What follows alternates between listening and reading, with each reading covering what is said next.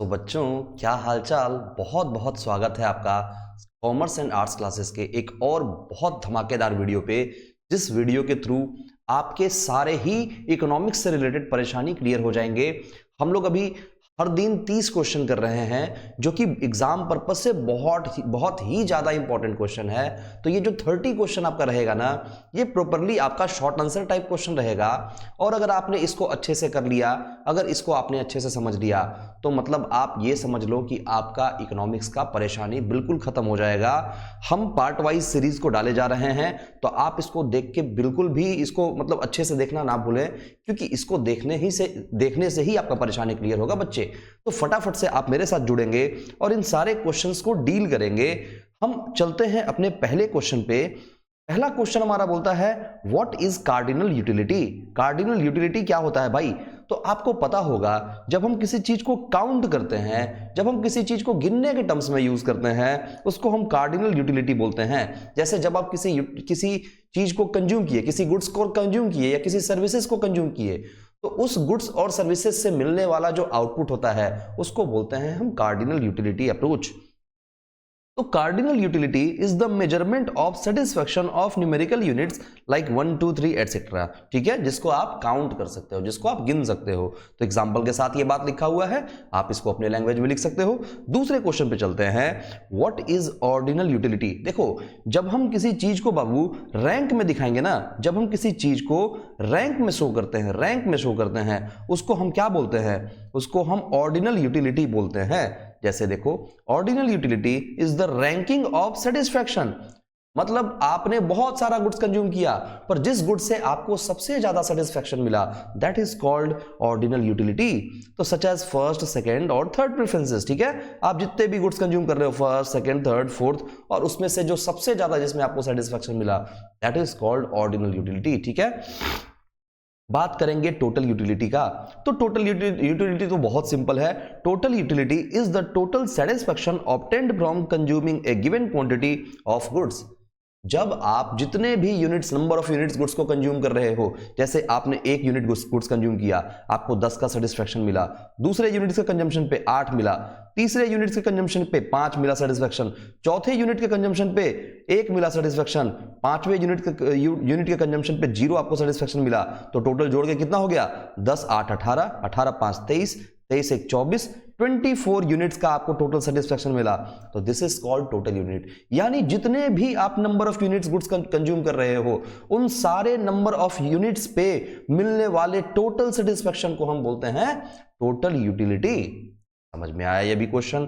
अगले क्वेश्चन पे चलते हैं बच्चे। अगला क्वेश्चन बोलता है, व्हाट इज मार्जिनल यूटिलिटी। भाई देखो, ईच एडिशनल यूनिट के कंजम्पशन पे जो आपको सेटिस्फैक्शन मिलता है, that is called marginal utility. देखो यहां पे, marginal utility is the additional satisfaction obtained from consuming one more unit of a good. जैसे आपने पहला यूनिट गुड्स के कंज्यूम किया, तो आपको 10 का सेटिस्फैक्शन मिला। दूसरे यूनिट्स गुड्स को कंज्यूम किया आपने 10 का, ये टोटल सेटिस्फैक्शन है, टोटल यूटिलिटी। ठीक है, दूसरे यूनिट आपने गुड्स को कंज्यूम किया, आपको 18 का सेटिस्फैक्शन मिला। तो ये दोनों मिलकर ये टोटल यूटिलिटी है। तो ये 10 से 18 के बीच में गैप कितने का है? 8 का। This is called marginal utility. Her additional unit के कंजम्पशन पे आपका जितना से टोटल यूटिलिटी इंक्रीज कर रहा है, this is called marginal utility. तो देखो, marginal utility is the additional satisfaction obtained from consuming one more unit of a good. ठीक है, आप जितने भी यूनिट गुड्स के एक्स्ट्रा यूनिट कंज्यूम करोगे, उससे जो सेटिस्फैक्शन मिलेगा वो मार्जिनल यूटिलिटी कहलाएगा। पांचवें पॉइंट पे आते हैं, state the law of diminishing marginal utility. Very simple, देहाती भाषा में, अपने भाषा में आप ये समझते हो कि डिमिनिशिंग मार्जिनल यूटिलिटी का मतलब क्या है, कि जब भी आप एक्स्ट्रा यूनिट्स को कंज्यूम करते हो, तो आपका मार्जिनल यूटिलिटी उस हिसाब से कम होता चला जाता है। तो वही बात यहां भी बोल रहा है कि it states that as more units of a goods are consumed, marginal utility decreases. जैसे ही आप जितना ज्यादा यूनिट्स ऑफ गुड्स कंज्यूम करोगे, आपका यूटिलिटी उससे मिलने वाला क्या होगा? कम होता चला जाएगा। एक आइसक्रीम खाएंगे, बहुत मजा आएगा, दूसरे में उससे कम, तीसरे में उससे कम, चौथे में उससे कम, पांचवें में सबसे कम, और छठे में बिल्कुल भी मजा नहीं आएगा। उस जगह पे हमको रुक जाना चाहिए। तो आपको ये भी पता है, अब आता है अगला point, what is consumer surplus. Consumer surplus क्या होता है भाई? तो देखो, consumer surplus is the excess of what a consumer is willing to pay over what he actually pays. भाई कंज्यूमर किसी गुड्स के लिए कितना देना चाहता था और उसको कितना मिल रहा है, तो ये जो एक्स्ट्रा उसको अगर मिल गया ना, that is called consumer surplus. मानो हम किसी गुड्स पे, हम एग्जांपल देते हैं, मानो हम एक बिस्किट खरीद रहे हैं और इस बिस्किट का प्राइस है 20 रुपीज और हमको इससे मिलने वाला जो है सेटिस्फेक्शन वो हमको 20 यूटिल का मिल रहा है। यानी कि जितना आप पैसा खर्च किए उतना आपको सेटिस्फेक्शन मिला, तो क्या यहां पे सरप्लस होगा क्या? No surplus. लेकिन अगर मानो आप किसी बिस्किट पे 10 रुपया खर्च कर रहे हो और आपको सेटिस्फेक्शन 20 रुपए का मिल रहा है, यानी आपको 20 यूटिल का सेटिस्फेक्शन मिल रहा है, तो आप यहां 10 से सरप्लस में हो, 10 यूटिलिटी से आप सरप्लस में हो। This is called consumer surplus. जब कंज्यूमर को जितना वो खर्चा कर रहा है, जितना विलिंगनेस टू पे उसके पास है, उससे ज्यादा का सेटिस्फेक्शन उसको मिल रहा है, ठीक है ना। अगले क्वेश्चन पे चलते हैं, what is price ceiling. Price ceiling पे बात करते हैं। देखो बड़ा easy, price ceiling is the maximum price fixed by the government for a commodity. मानो सरकार ने बोला कि आप इस गुड्स को मैक्स टू मैक्स 100 रुपीज में बेच सकते हो, तो आप किसी भी हालत में 100 से ऊपर नहीं जा सकते हो। 100 इज द मैक्सिमम अमाउंट जो कि आप कोट कर सकते हो किसी गुड्स का, ठीक है। अगले क्वेश्चन पे आते हैं, व्हाट इज प्राइस फ्लोर। तो ये मिनिमम, तो price floor is the minimum price fixed by the government for a commodity.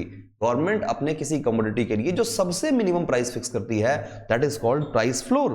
अगले क्वेश्चन पे चलते हैं, what is normal goods. Normal goods क्या होता है भाई? नॉर्मल गुड्स देखो क्या होता है, जिसको आप डे टू डे लाइफ में कंजम्पशन करते हो, लाइक रोटी, आप ब्रेड खा रहे हो तो ब्रेड क्या है? नॉर्मल गुड्स, ठीक है। आप वेजिटेबल्स खा रहे हो, वेजिटेबल्स क्या है? Normal goods. तो ये सब नॉर्मल गुड्स के कैटेगरी में है, तो ये हमने एग्जांपल भी आपको देके बता दिया। इन सभी चीजों को आप नॉर्मल गुड्स के कैटेगरी में रख सकते हो। अब होता क्या है कि नॉर्मल गुड वैसा गुड्स होता है जिसका डिमांड बढ़ता है जब आपका इनकम बढ़ता है। जैसे जैसे आपका कमाई बढ़ेगा, आपका उस गुड्स को लेके डिमांड भी बढ़ना शुरू हो जाएगा। समझ में आया बच्चे? अगले क्वेश्चन पे चलते हैं, what is inferior goods. Inferior goods मतलब वो चीज जो मेरे लिए चीप क्वालिटी का हो गया। इंफीरियर गुड्स के कैटेगरी में देखो हर पर्सन टू पर्सन ये वेरी करता है। मानो बाजरे का रोटी मेरे लिए क्या है? लग्जरी है, पर सलमान खान बाजरे का रोटी मानो मेरे लिए इंफीरियर है, क्योंकि हमने कहा ना कि अरे बाजरे का रोटी कौन खाता है भाई, ये तो बहुत सस्ता चीज है, हम गेहूं का रोटी खाते हैं। कोई मानो और महंगा वाला गेहूं का रोटी खाता हो तो उसके लिए ये नॉर्मल गेहूं का रोटी जो है इंफीरियर हो जाएगा। तो इंफीरियर का category person to person vary करता है। जब हम बड़े वाले चीज को अफोर्ड कर सकते हैं, लाइक अगर मानो हम मर्सिडीज अफोर्ड कर सकते हैं, तो हमारे लिए ऑल्टो तो इंफीरियर गुड्स हो जाएगा। लेकिन मानो जो रोल्स रॉयस अफोर्ड कर सकता है, उसके लिए मर्सिडीज इंफीरियर गुड्स हो जाएगा। तो inferior goods person to person, people to people क्या होता है? वेरी करता है, ठीक है। तो an inferior goods is a good whose demand decreases when income increases।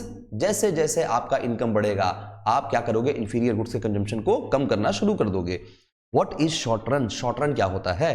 तो short run is a period in which at least one factor of production is fixed. Short run का मतलब वैसा पीरियड जहां पे एक फैक्टर ऑफ प्रोडक्शन आपका fix रहेगा, बाकी सब कुछ वेरिएबल रहेगा। Very easy. 12वें क्वेश्चन पे चलते हैं, व्हाट इज लॉन्ग रन। तो बोलता है लॉन्ग रन एक वैसा पीरियड होता है in which all factor of production are variable, जहां पे सारे ही चीज वेरिएबल होते हैं। भाई लॉन्ग रन में आप कुछ भी चेंज कर सकते हो, लेकिन शॉर्ट रन में आपको एक चीज फिक्स रखना पड़ेगा। अगले क्वेश्चन पे चलते हैं, what is fixed factor of production. तो फिक्स्ड फैक्टर ऑफ प्रोडक्शन क्या होगा? That can not be changed in the short run. Fixed factor of production को आप क्या कर सकते हो? शॉर्ट रन में चेंज नहीं कर सकते हो। अब देखो हमने काफी छोटा आंसर दिया है, पर आप ये तो एकदम कीवर्ड है ना, हमने सिर्फ कीवर्ड को उठाया है। आप चाहो इसमें बढ़ा के 2-4 लाइन अपने एक्सप्लेनेशन से लिख सकते हो। अगले क्वेश्चन पे आते हैं, what is variable factor of production. तो वेरिएबल फैक्टर ऑफ प्रोडक्शन क्या होता है भाई? That can be changed in the short run, इसको आप शॉर्ट रन में भी चेंज कर सकते हो, इजी। अगले क्वेश्चन पे चलते हैं, what is total fix cost. भाई जहां बात फिक्स कॉस्ट आएगा वो जनरली चेंज होता है क्या? फिक्स कॉस्ट नहीं। तो total fix cost is the cost that remains constant irrespective of output. भाई जितना भी आप आउटपुट बना रहे हो उससे मतलब नहीं रहता है, वो चेंज होगा ही नहीं। जैसे मानो हमने एक मशीन लगाया, उस मशीनरी का कैपेसिटी है कि जब उस मशीन को हम रन करेंगे, तो मानो कोई मशीन है, जब हम इस मशीन को रन करेंगे तो इसका रन करने का जो रनिंग कॉस्ट आएगा वो कितना आएगा, वो रनिंग कॉस्ट मानो एक दिन का, वन डे का, और वन डे में मानो कितने घंटे का शिफ्ट होता है, मानो 8 घंटे का शिफ्ट, तो 8 घंटे में ये 1 लाख रुपए का इसको रन करने में कॉस्ट लग जाता है। अब देखो 1 लाख कॉस्ट लग जाता है, और इसका जो कैपेसिटी है इस मशीन का जो कैपेसिटी है वो कैपेसिटी है 2 लाख यूनिट प्रोडक्शन करने का। 8 घंटे में 2 लाख यूनिट प्रोडक्शन कर सकती है ये मशीन। अब ये बताओ कि ये 2 लाख यूनिट प्रोडक्शन कर सकती है, पर हमने ड्यू टू मतलब लेस ऑर्डर, हमको ऑर्डर कम मिला था, तो हमने 20,000 यूनिट का ही प्रोडक्शन किया, 20,000 यूनिट जो है हमने प्रोड्यूस्ड किया। भाई मशीन चला है, 1 लाख रुपए का कॉस्ट तो लगेगा ही लगेगा। आप 20,000 बनाओ चाहे आप 2 लाख बनाओ, आपको खर्चा तो 1 लाख ही लगना है, ठीक है ना। तो फिक्स कॉस्ट वैसा है जिसको आउटपुट से कोई फर्क नहीं पड़ता है। अभी हमारा आउटपुट जो था वो आउटपुट कितने का था, आउटपुट केवल 20,000 यूनिट का था, लेकिन हमने इनपुट कितना लगाया, इनपुट 1 लाख लगाया। हम चाहते तो मैक्सिमम आउटपुट हम इतना बना सकते थे, मैक्सिमम आउटपुट हम 2 लाख भी बना सकते थे, लेकिन हमने 2 लाख ना बना के केवल 20,000 ही बनाया, तो भाई मेरा लॉस हुआ। अगर ऑर्डर ज्यादा होता तो हमारा ज्यादा फिक्स कॉस्ट सेव होता, ठीक है। अगले क्वेश्चन पे चलते हैं, what is total variable cost. जरा टोटल वेरिएबल कॉस्ट पे आ जाइए। Total variable cost is the cost that changes with the level of output. Example से समझते हैं भाई, एग्जांपल देख लो। एग्जांपल ऐसा है कि कोई रॉ मटेरियल है, जिस रॉ मटेरियल का कॉस्ट जो है वो कॉस्ट पर यूनिट जो है रॉ मटेरियल का वो 100 रुपीज का है। अब देखो रॉ मटेरियल से जब आप रॉ मटेरियल को जब आप कन्वर्ट करोगे, कन्वर्टेड इनटू फिनिश गुड्स, तो उस सिचुएशन में भाई जितना आप बनाओगे उतना ही लगेगा कॉस्ट। अगर मानो आपने 1000 यूनिट बनाया, आपने अगर 1000 यूनिट बनाया, तो 1000 यूनिट पहले हम मंगाएंगे रॉ मटेरियल, तो कितना कॉस्ट बन जाएगा अपना 1000, 1 लाख का कॉस्ट बनेगा। इतना रुपया जो है इतना मेरा कॉस्ट बनेगा। अब मानो आपने 1000 नहीं बल्कि आपने 500 यूनिट ही बनाया, आपने 1000 के जगह पे 500 यूनिट ही बनाया, तो 100 को 500 यूनिट से मल्टीप्लाई कर देंगे, यानी 50,000 का ही कॉस्ट लगेगा। जितना ज्यादा बनाओगे उतना ज्यादा कॉस्ट, और जितना कम बनाओगे उतना कम कॉस्ट, ठीक है। तो ये भी बात समझ में आ गया। अगले क्वेश्चन पे चलते हैं, what is average fix cost. देखो एवरेज फिक्स कॉस्ट का फंडा बड़ा सिंपल होता है। आप जितना कॉस्ट लगा रहे हो, आप कम सामान खरीदोगे महंगे पे पड़ेगा, ज्यादा सामान खरीदोगे सस्ते पे पड़ेगा। पर जब सारे क्वांटिटी को मतलब सारे प्राइस को, पहले टोटल प्राइस जान लो कितना पैसा खर्चा हो गया, और उसको टोटल क्वांटिटी से डिवाइड कर दो, जो एक प्राइस निकल के आएगा that is called average price. तो वही बोलता है कि average fix cost is fixed cost per unit, fixed cost per unit of output. सही बात है भाई, एवरेज कॉस्ट को आप क्या करोगे, फिक्स कॉस्ट ऑफ आउटपुट पे आप उसको चार्ज कर दोगे, आपको पता चल जाएगा कि एवरेज कॉस्ट हमारा क्या है। 18 नंबर पे आते हैं, what is average variable cost. तो एवरेज वेरिएबल कॉस्ट क्या है, is variable cost per unit of output. भाई टोटल वेरिएबल कॉस्ट जितना लगा उसको आउटपुट से डिवाइड करो, ऑटोमेटिक निकल के आ जाएगा। इकोनॉमीज ऑफ अ स्केल, ये समझने वाला बात है। बोलता है economies of a scale are cost advantage due to increase in the scale of production. भाई देखो ऐसे समझना कि जब हम अपने प्रोडक्शन को बढ़ाएंगे तो हमको क्या होगा, हमारा कॉस्ट धीरे धीरे कम होना शुरू हो जाएगा। क्योंकि होता क्या है, आपको बल्क का बेनिफिट मिलता है। जब आप किसी गुड्स को बल्क में खरीदते हो, बल्क मतलब थोक के मात्रा में, तो बल्क में जब आप किसी गुड्स को खरीदते हो तो आपको वो चीज क्या होता है, चीप पड़ता है, सस्ता पड़ता है। आप अगर लेबर का सही तरीके से अरेंजमेंट करोगे, लेबर का जो अरेंजमेंट है वो आपका सही तरीके से रहेगा, तो आपका प्रोडक्शन फटाफट होगा, जिससे आपका कॉस्ट कम होगा। तो कहा जाता है कि इकोनॉमीज ऑफ स्केल का मतलब हो गया ये अच्छा चीज है, ये बढ़िया चीज है जो आपका कॉस्ट एडवांटेज है। क्यों, due to increase in the scale of production. आपके प्रोडक्शन का स्केल बढ़ेगा, मतलब कि आप ज्यादा प्रोडक्शन कर पाओगे। जब आप मतलब बड़े लेवल पे प्रोडक्शन कर रहे हो तो आपका प्रोडक्शन बढ़ेगा। इस जगह पे आपका प्रोडक्शन बढ़ेगा, कॉस्ट कम होना शुरू होगा। तो यहां होगा क्या, यहां मेनली क्या होता है कि कॉस्ट हमारा कम होगा और स्केल ऑफ प्रोडक्शन जो है, स्केल ऑफ प्रोडक्शन हमारा वो इंक्रीज होना शुरू हो जाएगा। इसी स्टोरी को आप एग्जाम में लिख सकते हो अच्छे से। लेकिन जब अगर हम बात करें डिस इकोनॉमीज ऑफ स्केल पे, तो डिस इकोनॉमीज बोलता है कि diseconomies of scale are disadvantage arise when a firm becomes too large. जब आपका फर्म बड़े लेवल पे चल रहा है तो आपका दिक्कत क्या होगा कि उस समय आप अगर ठीक से स्टाफ को मैनेज नहीं कर पाए, कॉस्ट को मैनेज नहीं कर पाए, तो काम उल्टा होना शुरू हो जाएगा। मतलब अब आपका कॉस्ट भी बढ़ेगा और स्केल ऑफ प्रोडक्शन जो है, स्केल ऑफ प्रोडक्शन वो क्या होना शुरू हो जाएगा, कम होना शुरू हो जाएगा। तो बताओ हम डिस इकोनॉमीज ऑफ स्केल पे चल सकते हैं क्या? नहीं, मेरा कॉस्ट बढ़ने लग जाएगा, प्रोडक्शन कम होने लग जाएगा। तो जनरली ये कहां पे होता है? जनरली ये बड़े फर्म में, लार्ज बिजनेस में होता है, लार्ज ऑर्गेनाइजेशन में होता है। लार्ज फर्म लिख सकते हो आप, या बिग फर्म, लार्ज फर्म, उस जगह पे ये परेशानी होता है। क्यों होता है? क्योंकि मिसमैनेजमेंट हो जाता है भाई, मिसमैनेजमेंट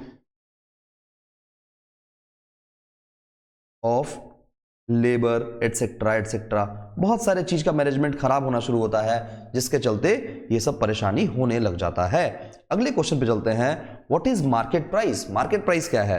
तो market price is the price determined by the interaction of demand and supply. भाई मार्केट में जितना किसी गुड्स का डिमांड है और जितना सप्लाई है, उसी को एनालाइज करके हम मार्केट का प्राइस डिसाइड करते हैं। ये भी इजी क्वेश्चन है भाई।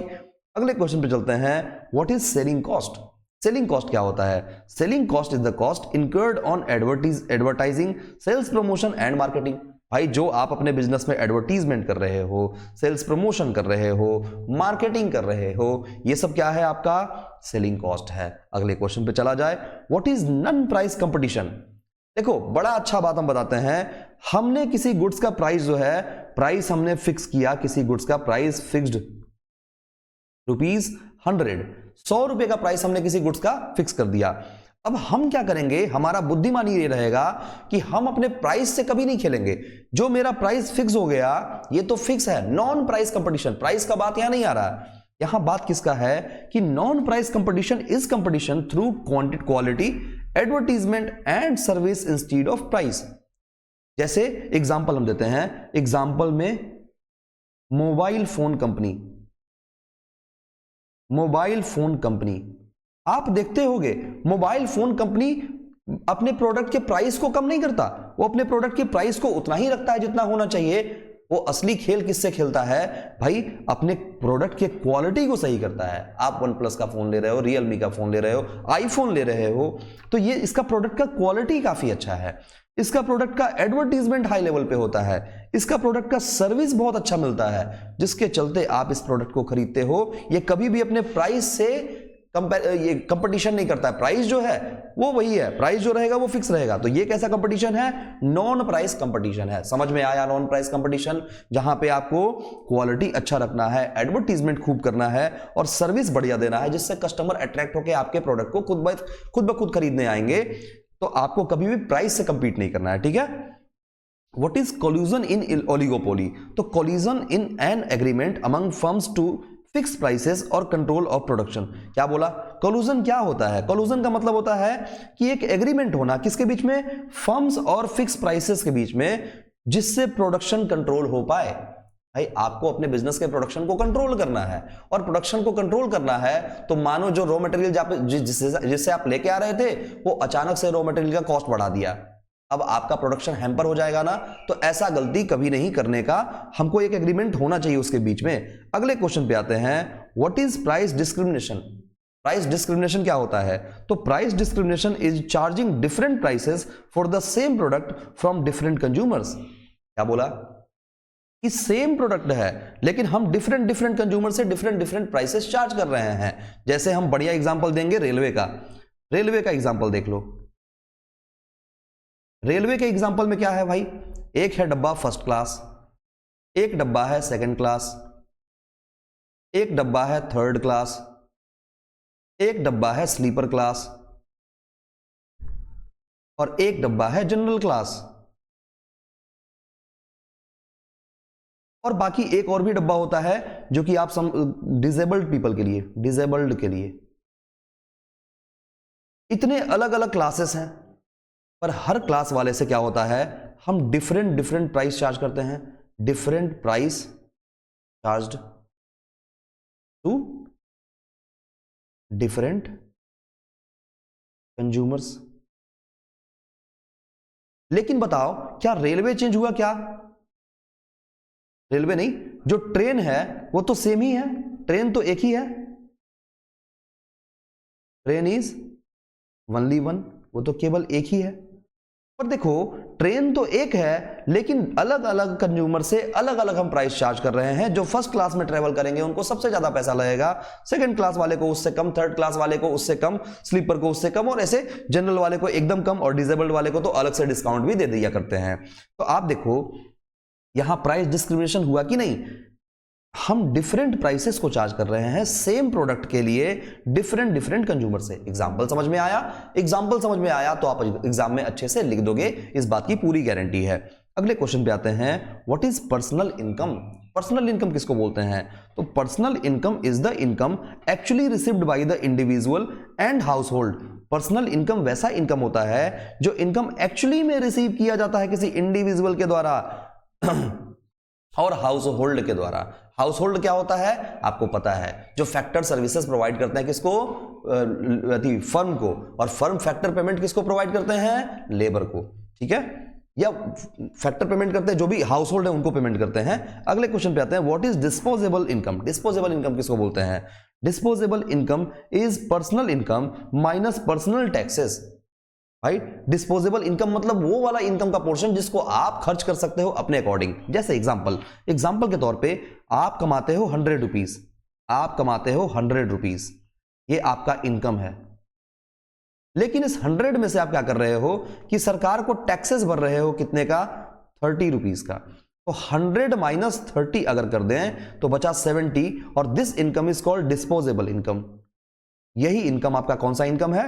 डिस्पोजेबल इनकम, मतलब जिसको आप अपने अकॉर्डिंग खर्च कर सकते हो, अपने अकॉर्डिंग खर्च कर सकते हो, that is called disposable income. समझ में आया बात? अगले क्वेश्चन पे चलते हैं, what is nominal GDP? Nominal GDP क्या होता है भाई? तो nominal GDP is the GDP measured at current prices. जो करंट प्राइसेस पे जीडीपी को मेजर किया जाता है उसको नॉमिनल जीडीपी बोलते हैं। अगले क्वेश्चन पे आ जाए, व्हाट इज रियल जीडीपी? तो बोलता है real GDP is the GDP measured at constant price. Constant price मतलब एक ही प्राइस पे जब हम जिसको मेजर करते हैं, that is called real GDP. और आज का अपना last question, what is per capita income? तो per capita income is the average income per person in a country. भाई पूरे देश के इनकम को जोड़ दो, मेरा बड़ा हिसाब किताब क्लियर होता है, पूरे देश के लोगों का इनकम जोड़ दो और उसको टोटल पॉपुलेशन से डिवाइड कर दो, ये आपका पर कैपिटल निकल के इनकम आ जाएगा।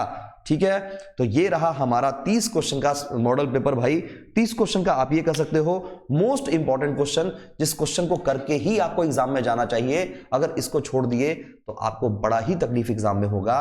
तो आप बच्चे कैसा लगा आपको ये सेशन बताओ, आप जरा फटाफट से बताएंगे कमेंट सेक्शन में। जो बच्चे इसको देखेंगे और अगर आपको ये कॉन्सेप्ट अच्छा लगा, अगर आपको मेरा एक्सप्लेनेशन अच्छा लगा, तो आप कमेंट सेक्शन में एक प्यारा सा कमेंट जरूर ड्रॉप करोगे कि सर मुझे बहुत अच्छा लगा पढ़ के। ठीक है बच्चे, इसी नोट के साथ हम इस क्लासेस को वाइंड अप करते हैं। सारे बच्चे को टाटा बाय बाय, और आपका एग्जाम में भगवान करे बहुत अच्छा नंबर निकल के आए।